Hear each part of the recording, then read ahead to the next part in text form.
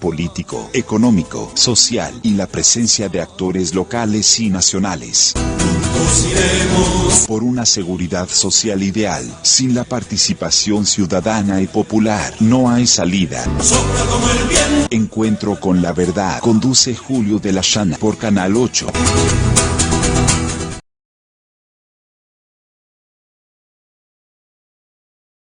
Bueno,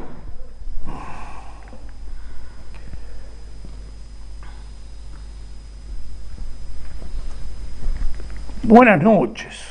Espero que estén bien todos. Estamos acompañados acá por Juan Eduardo Nandi y quien les habla, Julio de la Llana. Hoy vamos a hacer un programa muy particular, aunque en todos estos años que hemos estado, creo que siempre hemos tenido la suerte de poderlo hacer bastante variado en alguna medida. Y hay un tema que no está ni siquiera anotado acá, que hoy escuchando, en esta boca es mía, y la problemática de las maestras que están suspendidas. Bueno, realmente este es un gobierno bastante represivo en algunos aspectos, y bueno, para votar en noviembre el Frente Amplio sería un poquito mejor, para votarlo en noviembre, no en octubre, en cuanto a lo que fue la práctica anterior, en cuanto a respetar algunas libertades sindicales, muchas veces, no siempre, muchas veces, no siempre. Bueno, hoy tenemos con Eduardo Onandi el tema de lo siguiente, tenemos lo referido en alguna medida a enganchar el anterior programa y tener y hablar de qué situación en realidad está el mundo hoy, y no solo el tema relacionado con la adicción y el narcotráfico, sino inclusive otros temas como pudieran ser una situación mundial que tiende a que haya intenciones por parte de los mega ricos, de las grandes corporaciones, de disminuir la población mundial. Entonces aquí entran muchas cosas, inclusive eso que llamamos mal, que las definimos como vacunas y no son vacunas en realidad, sino que son un experimento génico, como lo utilizado en el caso del COVID. Es decir, es un experimento génico que te introduce un ARN mensajero, es decir, que tiende a trastocar lo que es la composición genética que tenemos todos nosotros. Bueno, y eso, sin duda ninguna, yo adhiero a lo que están diciendo en lo referido a que ha aumentado enormemente el porcentaje de muerte en todo el mundo, pero también en Uruguay. Uruguay tenía un porcentaje de muertes anuales que iba de 31.000 y pico, unas 31.500, a 34.500. Nunca llegaba a 35.000 muertes por año. Sin embargo, ahora hemos superado las 40 y las 41 muertes.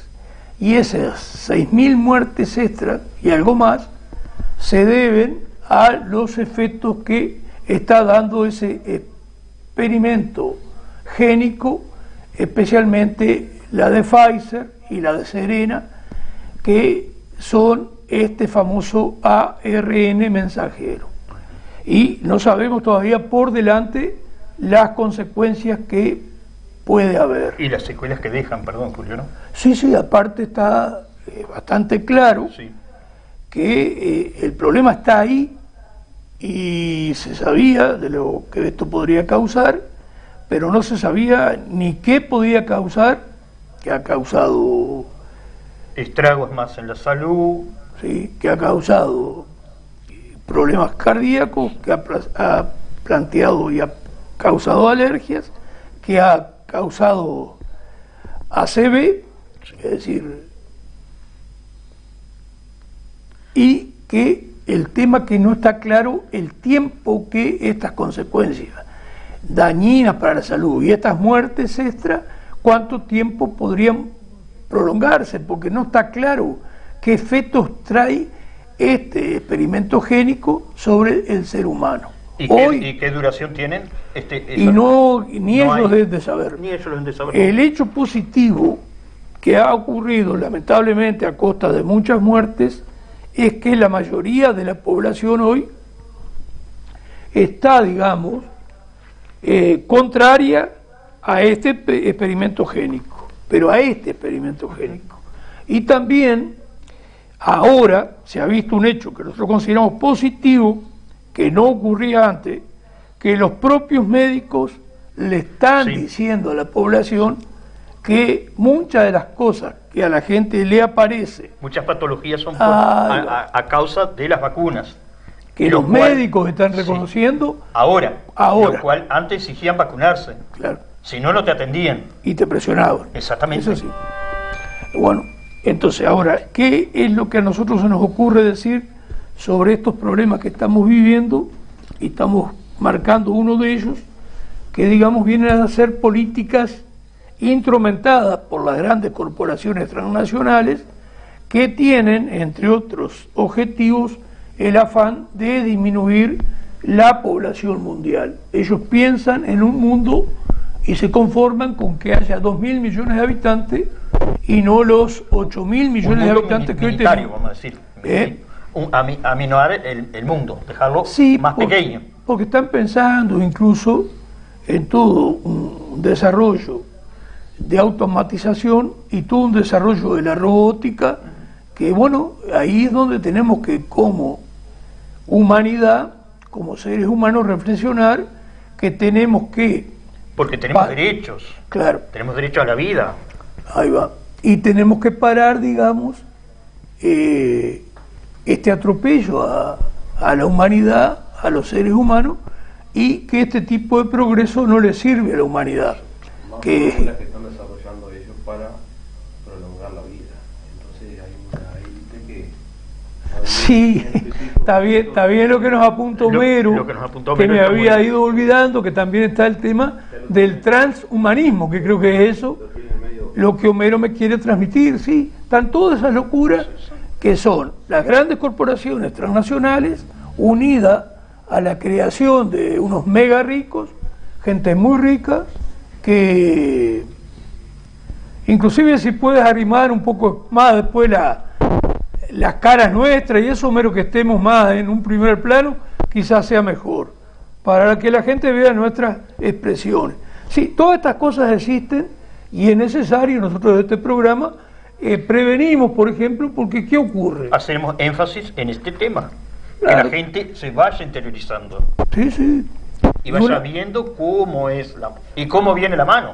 Una de las cosas que nos interesa remarcar es que nuestra población, por suerte, en Rocha, en Uruguay, creo que no cae de nuevo en un experimento génico que tenga las similitudes del COVID o que quiera hablar del COVID. Pero ¿qué pasaría con la población si le inventan otra patología, otro virus? Y que se lo disfrazan como que este es distinto, porque no podemos perder de vista, primero, que no es solo gente poderosa económicamente a nivel mundial, que van construyendo un mundo muy despiadado, muy jodido, que para nada le interesa el ser humano, y entonces ahí podemos tener el peligro de que nos hagan otro cuento y ahí vayamos a caer nuevamente. Ahí va. Como pajarito en el trampero. Y acá, Homero, aunque voy a desarrollar otros temas de este problema que vivimos a nivel internacional, ya me gustaría que pasaras los dos videos que explican, por ejemplo, el efecto en el tema de las drogas y la adicción que está haciendo el fentanilo en Estados Unidos. Cuando tengas pronto, lanza esos dos videos para que la audiencia nuestra vea cómo transforman en zombie a la gente, cómo no les interesa para nada el ser humano. Los llaman en las redes los zombies del fentanilo, deambulan por las calles de todo el país, incapaces siquiera de mantenerse en pie. Todo nace aquí, en laboratorios clandestinos de México. Los cárteles lo fabrican de forma sintética y se las ingenian para mandarlo a través de la frontera. Y ya en Estados Unidos se vende líquido o en polvo a entre 3 y 5 dólares la dosis, mucho más barato que otros opiáceos. No sientes que suba poco a poco, el efecto es de repente, abrupto, cuenta este hombre. Su efecto es 50 veces mayor que la heroína y 100 veces mayor que la morfina. Es más adictivo y más tóxico y causa problemas respiratorios, comas o pérdida del conocimiento. La gente te roba cuando estás tirado en el suelo inconsciente. Muchas veces se combina con alcohol o con otras drogas y esto acaba con su vida. Cada día hay 200 casos así en el país, 70.000 cada año, y entre los de 18 a 49 años ya es la causa de muerte más habitual. Pero las autoridades no consiguen hacer frente a esta crisis sanitaria. Los programas de rehabilitación no llegan a todos ni tanto como deberían, lamentan desde el Departamento de Salud de Filadelfia. Por eso hay asociaciones que intentan ayudar a los adictos curándoles y divulgando información. Este cuenta que está arrepentido y que el fentanilo ha deteriorado tremendamente su cuerpo y su salud. A nivel federal también intentan estar a la altura. El mes pasado invirtieron 50 millones de dólares para tratamientos y el Senado ha aprobado en los últimos días varias leyes para perseguir el fentanilo, una droga que cada vez más levanta las alarmas en este país. Pues así es, y por eso queremos conocer un poco más sobre esta droga. Nos acompaña Francisco José Toja, es especialista en farmacia del Hospital Carlos III de Madrid. Señor Toja, buenos días. Hola, muy buenos días. Realmente hay que preocupar. El hospital en el que trabajo es en el Hospital Universitario de Santiago de Compostela. Pues pido disculpas, culpa mía, lo tenía mal apuntado. Hecha la corrección. ¿Realmente es importante preocuparse por el fentanilo? Sí, bueno, es preocupante. Como bien habéis remarcado en la entrada, el fentanilo en Estados Unidos está causando una epidemia de muertes enorme. Si bien es cierto que en nuestro país de momento no tenemos esta preocupación, por lo menos no tenemos constancia de que tengamos o que estemos sufriendo los mismos efectos, ¿no?, que en este país. ¿Pero por qué está pasando esto en Estados Unidos? ¿Por qué se ha convertido en una epidemia? Bueno, se ha convertido en una epidemia por un conjunto de factores que se han dado en el tiempo y a la vez. Por un lado, en Estados Unidos la regulación de la prescripción de los medicamentos no es la misma que la de nuestro país. Nosotros tenemos una regulación para todos los medicamentos más restrictiva y, hablando de opioides, en el caso del fentanilo, mucho más restrictiva que en Estados Unidos. En Estados Unidos la prescripción de estos opioides es libre y, por lo tanto, una parte de estas adicciones y de estos tratamientos innecesarios y crónicos nace desde el propio sistema sanitario de Estados Unidos. Y, por otro lado, como bien habéis también mencionado, la entrada de fentanilo ilegal por la frontera desde México, incluso en México se fabrican fármacos que contienen fentanilo en su interior sin que esto se sepa. Y estos fármacos se venden de manera ilegal en Estados Unidos para suplir la falta de prescripción que hacen los médicos. Entonces, por un lado, los pacientes están consumiendo fármacos que contienen fentanilo y, por lo tanto, genera adicción al fentanilo sin que ellos lo sepan. Y por otro lado, la prescripción abusiva de fentanilo que se ha hecho en este país durante muchos años. Claro, por lo tanto es importante destacar que existen dos tipos de fentanilo, ¿no? El farmacéutico y el que es fabricado de manera ilegal.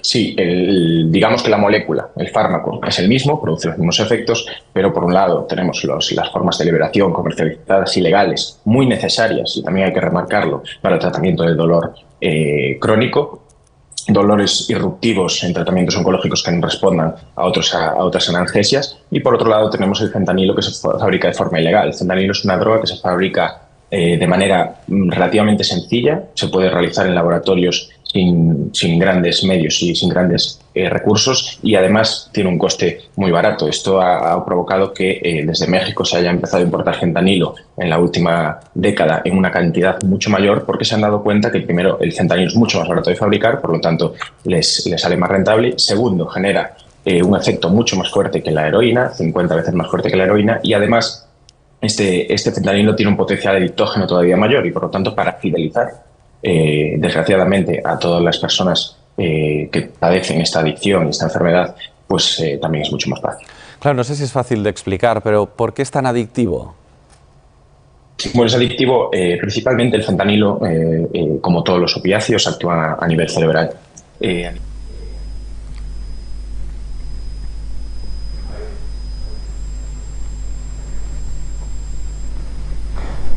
Onandi va a leer un mensaje que recibimos. Sí. Yo voy a hacer unos pequeños comentarios para terminar este tema que queríamos abarcar en lo global y ya pasaríamos al siguiente tema que vamos a enfocar hoy, que ya le explicaremos cuál es. Del 099-83. No todo no precisa. Vamos de la llana, vamos de la llana. Este gobierno departamental es un desastre. Y otro mensaje mandándote saludos y un gran abrazo y apoyo al programa. Bueno, muchas gracias, ¿no? Muchas gracias, sí, cómo no. Bueno, mira, este tema ya lo quisiéramos terminar. Queríamos mostrar esta realidad que estamos viviendo y acá quizás como corolario, porque preferimos ingresar en el tema que nos interesa desarrollar hoy, digamos que uno ve día a día la necesidad de la organización ciudadana y popular. Es decir, no solo que nos vote en octubre, que es necesario que la Unidad Popular vuelva a tener 1, 2, 3 diputados, si es posible un senador, que nos vote en octubre y, como menos malo quizás, acompañe al Frente Amplio en noviembre. Pero hoy justamente vamos a exponer cosas donde es claro que si gobiernan estos, que son bastante desprolijos, o gobierna el Frente Amplio, en cuanto a perspectivas de empleo, en cuanto a perspectivas de cambiar esta realidad y de enfrentar, entre otras cosas, estos peligros que se están construyendo a nivel mundial, todos somos conscientes que no lo van a hacer ninguna de las dos coaliciones. Incluso los progresismos, como pasó en la Argentina, son más tendientes a el encierro de la gente. Son aún, ante estos temas que vienen cocinados a nivel mundial por los mega ricos y por las grandes corporaciones que tienen la intención de distinta manera, de disminuir la población mundial, bueno, tienen un comportamiento todavía más genufleso, es decir, que obedecen más terminantemente esas órdenes del encierro, que no me acuerdo cómo se llamaba, la cuarentena, algo así. Sí, cuarentena. Así que Homero, para darle otro tono al programa y hacer un corte de algo que tiene que ver con los plebiscitos, va el plebiscito de afirmar tus derechos y va el video que habla de Uruguay soberano. Muy bien. Hola, ¿cómo va? Hoy vamos a hablar de equilibrio. Ese equilibrio que le preocupa tanto a técnicos y políticos que están saliendo a hablar, a meter miedo, porque si triunfa la iniciativa de plebiscito que estamos impulsando los trabajadores, vamos a provocar un serio desequilibrio fiscal. Entonces, ¿de qué equilibrio están hablando? Ese equilibrio, por ejemplo, que permite que el gerente general de República FAP, un tal Romín Silva, gane 690.000 pesos por mes. Sí, escuchaste bien. Eso equivale a 39 jubilaciones mínimas. Esa que gana un trabajador, una doméstica, un trabajador de comercio después de laburar 30 años. Claro, para estos tipos eso es el equilibrio. Ese es el equilibrio que ellos defienden. El equilibrio de que ellos se la lleven toda mientras vos no tenés para llegar a fin de mes. Obviamente, el salario de Romín lo pagás vos, entre otros, con la comisión que te cobran por administrar tus ahorros mes a mes la AFAP. Es decir, para que te paguen 2.000 pesos de jubilación, como a 2 de cada 3 uruguayos que están jubilados por la FAP, vos le tenés que pagar a Romín casi 700 palos. Por más que Romín, el Papa, Gandini y la Reina Isabel salgan a hablar, vos y yo sabemos que eso está mal y que eso no es equilibrio. Equilibrio es que los que estén más jodidos puedan estar un poco mejor. Entonces, vamos a pensar en nosotros, vamos a equilibrar un poquito la balanza. Firmá la papeleta, meté una.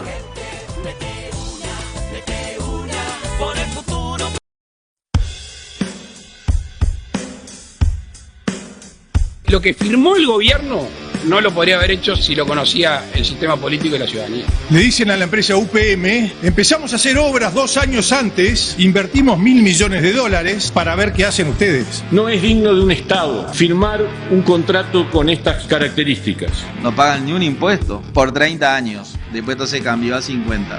Este es un tema de soberanía nacional. Nuestro Poder Judicial queda impedido de juzgar porque eso queda sujeto a cortes internacionales en Estados Unidos. ¿Este gobierno va a seguir adelante sin pasar por ninguna instancia de aprobación legislativa? Yo creo que nadie trabajó este contrato, que el contrato se lo trajeron firme aquí. UPM obviamente defendió a la empresa. Todavía yo estoy por saber quién defendió a los uruguayos, porque en el acuerdo nadie se sentó a defender a los uruguayos. Se estableció un monopolio privado sin ninguna regulación a una multinacional belga y todos tomamos conocimiento el 2 de marzo. Entonces le decimos a una multinacional, usted va a operar la playa de contenedores y gane lo que quiera. En este nuevo contrato la empresa obtuvo todo lo que pidió. Y este acuerdo ata la política portuaria del país de pies y manos. Además entregamos la acción de Oro y por tanto esa empresa puede vender y hacer un enorme negocio, irse y que se arreglen los uruguayos que vengan con la que compre. Es un acuerdo indigno, es un acuerdo inmoral, no se entiende. Ahí nos dimos cuenta porque el secretismo, yo me di cuenta porque el secretismo. No se puede manejar la cosa pública de esta manera, como si perteneciera al gobierno de turno. Necesitamos que los uruguayos sepan qué está haciendo el gobierno en nombre suyo. Los adjetivos predominantes a la hora de calificar todo lo sucedido son el secretismo, la falta de transparencia, es un acto de entrega de la soberanía nacional.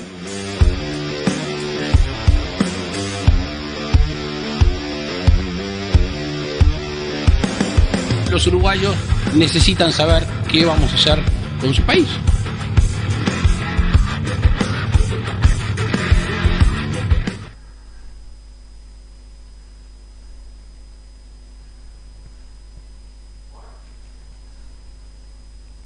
Bueno, como vieron, lindo videíto que ejemplifica cómo ambas coaliciones están al servicio de los mismos intereses, es decir, de la entrega del país, de la venta, de estar pendiente del famoso inversor extranjero, después tener una deuda externa totalmente innecesaria y avanzada todavía, y que te trae condicionamientos. Y son $2.000 millones que todos los años, $2.000 millones o más, que todos los años tiramos para pagar intereses, y la deuda cada vez es más grande. Va acrecentando más deuda. Tenemos también la papeleta para firmar ese tipo de contratos secretos, eso que habla Uruguay Soberano. Y tenemos también la papeleta para firmar contra las AFAP, para eliminarlas, para que se pueda jubilar cualquier persona, si quiere, a los 60 años, con 30 años de trabajo, y que la pasividad mínima, es decir, jubilación o pensión, equivalga a un salario mínimo nacional, que hoy son 2.200 pesos. Bueno, ¿qué les voy a decir? El otro tema con respecto a este plebiscito relacionado con la seguridad social, es decir, el hecho de que en el local del Zunca, Rincón y Valle Ordóñez, entre las 18:30 y las 20 horas se puede ir a firmar allí. Reitero, yo ando siempre con la papeleta para firmar de estos dos plebiscitos, que ahora pasamos estos videos que espero que los haya ilustrado. Hemos recibido mensajes, así que eso agradecemos mucho, pero vamos a seguir con el tema en lo siguiente. Ahora nosotros vamos a entrar a analizar algo dicho por Mujica, lo vamos a centrar con una respuesta de solución en el tema de lo referido a la producción y las posibles exportaciones del país, pero para generar empleo, cosa que en el planteo de Mujica no estaría. Eso es lo que vamos a tratar de que usted comprenda y se va a diferenciar con respecto a esta propuesta que hace Mujica para un futuro gobierno frente amplista y de Yamandú Orsi, que es su caballito, digamos. Ahí va. Bueno, Mujica reclamó sacudir a las empresas públicas. El exmandatario consideró que las empresas públicas deberían ser dirigidas por equipos profesionales y no por los políticos. Les aclaro que esta parte referida a las empresas públicas vamos a tratar de abordarla en la última parte del programa. Ahora vamos a abordar la parte que Mujica habla de acrecentar las exportaciones y como esto en alguna medida no es viable, o por lo menos, que es lo más importante, no genera nuevos empleos para el trabajador uruguayo, nada más ni nada menos. Bueno, y sigue diciendo así Mujica en Cares y Caretas, diario. Hay que sacudir a las empresas públicas, reclamó el expresidente José Mujica al ser consultado sobre cómo entiende que debería ser la política económica de un gobierno encabezado por Yamandú Orsi. Eso no significa tirarlas por la borda, son un capital de toda la sociedad uruguaya, matizó seguidamente. Es un hombre muy hábil, se va cubriendo, pero les reitero, esta parte referida a las empresas públicas lo vamos a abordar en la última parte del programa de hoy, lunes 15 de enero. Mujica dice lo siguiente después. Mujica participó en la presentación del sello del Correo Uruguayo por el centenario de la Corte Electoral, ocasión en la que habló con la prensa sobre su visión del país. Afirmó que Uruguay precisa 10-15 años de crecimiento económico por encima del 4% para gastar una fortuna en la formación de las nuevas generaciones. Bueno, primero, Mujica vuelve a reiterar lo que ya lleva 40 años. Nosotros vamos a hacer después un análisis más profundo. ¿Qué es lo que lleva 40 años? El famoso crecimiento económico que después va a causar un derrame hacia toda la sociedad. Es decir, hay toda una etapa, y este cuento ya lleva más de 40 años, hay toda una etapa que nos decían y nos siguen diciendo los políticos, aunque Mujica no lo presenta así, porque es bastante inteligente y bastante hábil. Perdón, pero, Julio, yo este tema del señor Mujica, con todo respeto que me merece, yo ya se lo he escuchado un sinfín de veces. Cuando se aproximan años electorales, él empieza a maquillar estos temas. Sí, pero inclusive después vamos a ver, Eduardo, que aún con maquille, esto nosotros por lo menos lo enfrentamos, que lo que él plantea de crecimiento de las exportaciones, primero, la inviabilidad de que algunas crezcan. Y segundo, aún creciendo las exportaciones, ese tipo de exportaciones no genera trabajo extra. Y lo que nuestra población precisa es trabajo. Es mano de obra. Y eso es lo que nosotros vamos a seguir hablando. Entonces, en alguna medida, Mujica vuelve a reiterar el famoso cuento de crecer para que después haya un derrame hacia la población, que ya lleva 40 años. Pero vamos a seguir con la lectura y después nos vamos a centrar otras cosas. Consultado sobre cómo debería ser la política económica de un gobierno frente amplista, encabezado por el actual intendente de Canelones, llamado Orsi, el exmandatario dijo que debe contemplar dos aspectos: crear una política de riego y sacudir las empresas públicas.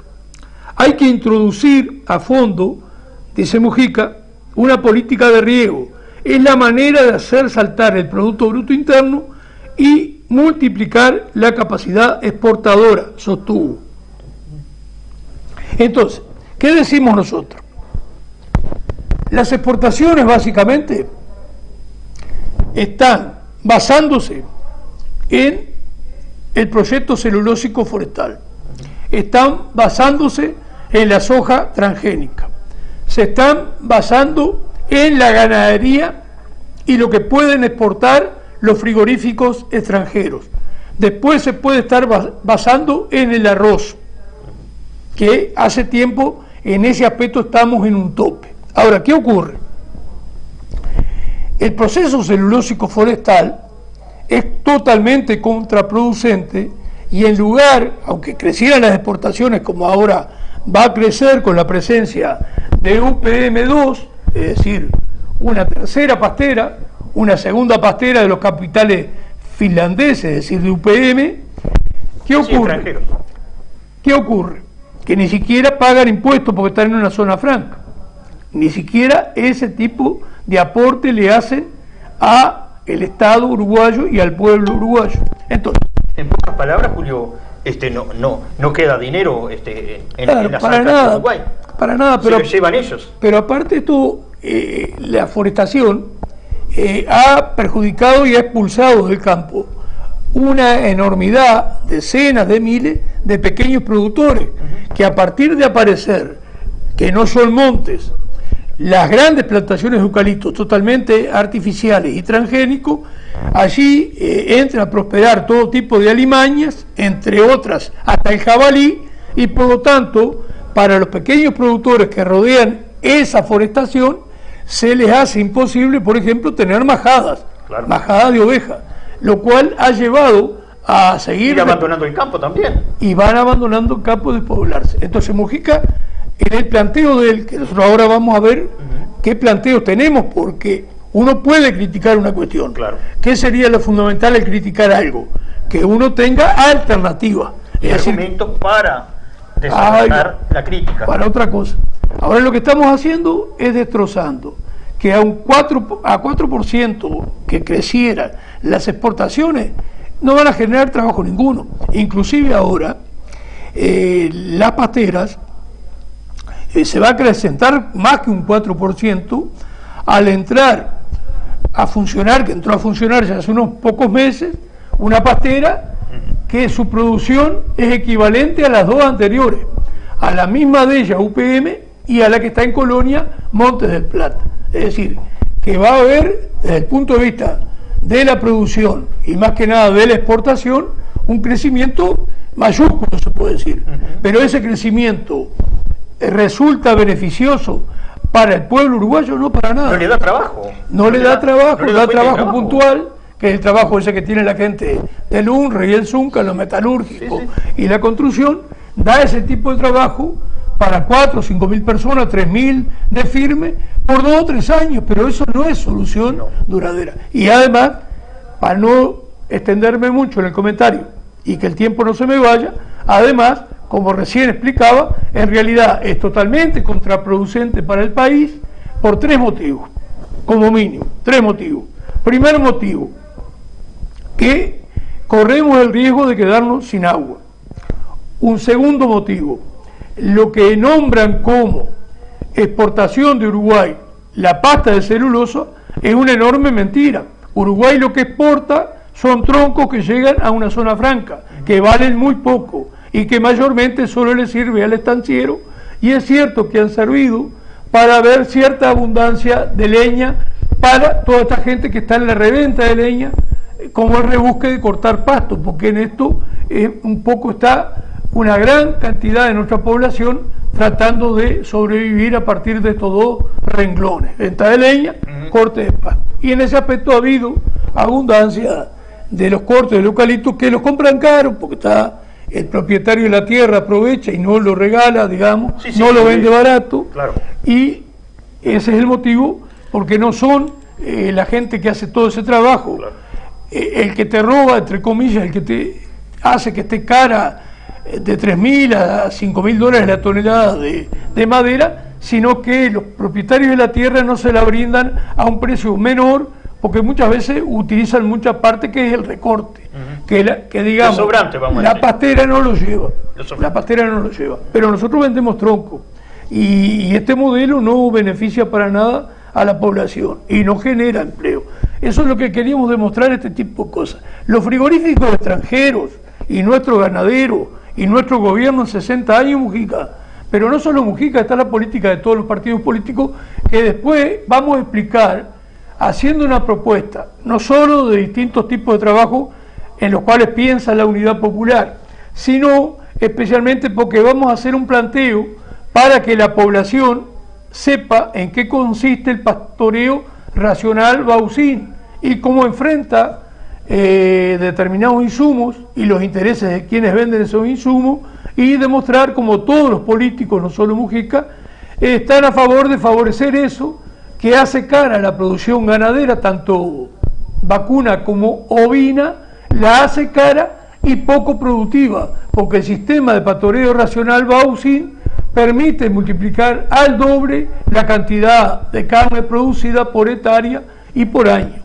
Entonces, son muchas cosas que tenemos que exponer hoy, Eduardo, para que la población entienda de qué estamos hablando. Exacto. Ahora, entonces, los renglones que ha mostrado, que plantea Mujica, que son los renglones comunes de la exportación, y él no alude a otros renglones, como vamos a aludir nosotros, que ahí sí, si uno introduce cosas nuevas, esas cosas nuevas, que es el planteo nuestro, sí pueden traer la generación de empleo.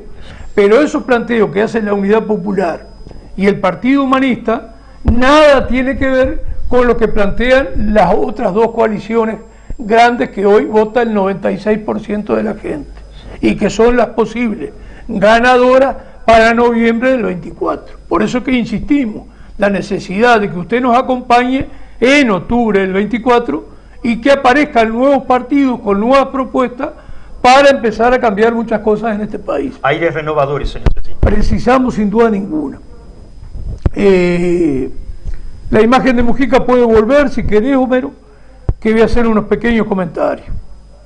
Ahora, lo otro, el arroz, hace una enormidad de tiempo que no crece y creo que no hay interés de que crezca.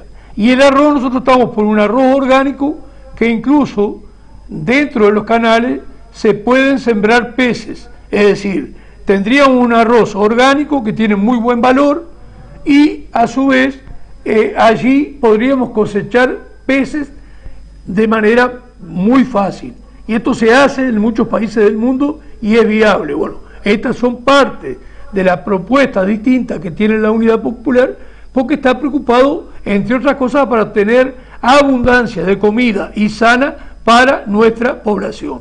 En cuanto a la soja también, nosotros proponemos la soja no transgénica, que es la que está hoy, sino la soja orgánica.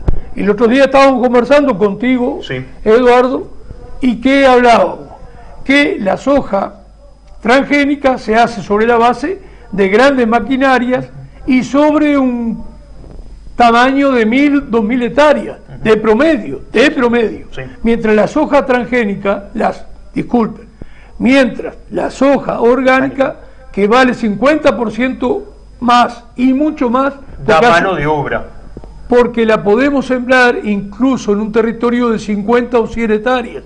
Entonces, comparada con las 1.000, tenemos la realización de 20 productores que más o menos va a emplear la misma cantidad de gente, unas 3 personas, que emplea la enorme mecanización de grandes máquinas que producen en una superficie de 1.000 o 2.000 hectáreas.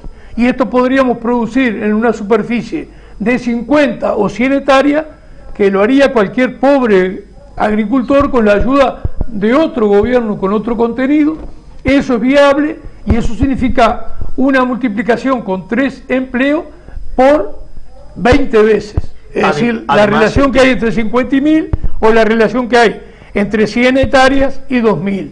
Espero que haya quedado claro esta explicación que hacemos. Nosotros no somos unos magos que la sepamos todo. Lo que pasa es que estas cosas simplemente sobre una realidad que hay es pensar sobre ella, hacer propuestas que son distintas, porque estas propuestas y muchas más que vamos a plantear hoy, y ojalá el tiempo nos dé, hoy no tenemos invitados, hablan a las claras que es viable con otras políticas que no platica ni la coalición que hoy gobierna, ni la coalición Frente Amplio, es viable alcanzarle a nuestro pueblo el pleno empleo, que eso también ayuda después para combatir todos los otros males que ya tenemos y otras veces hemos ejemplificado. Haríamos la primera propaganda, Homero. Esto lo vamos a llevar lo más ágil posible y esperemos que el tiempo nos dé.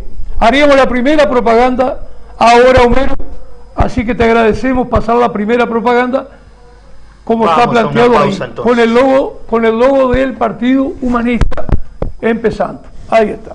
Bueno, ese es el logo del Partido Humanista esa su lista, la 1969, que nosotros quisiéramos que usted en octubre del 24 nos acompañara y en noviembre votar a la coalición que usted quiera, las coaliciones ganadoras, porque acá va a gobernar o Rafo o Álvaro Delgado o Carolina Cose o Yamandú Orsi. Esas son las perspectivas que hay. O si quiere en noviembre igual no vote a ninguno. Ya le decimos, por las características, por una cantidad de cosas mínimas que podríamos hablar, en los aspectos de contemplar los derechos humanos, contemplar determinadas políticas de género, quizás más profundizadas, el tema de contemplar los derechos de los trabajadores, sería el Frente Amplio una opción un poco mejor, menos mala que lo que actualmente gobierna. Eso en noviembre. En octubre, Unidad Popular, Partido Humanista.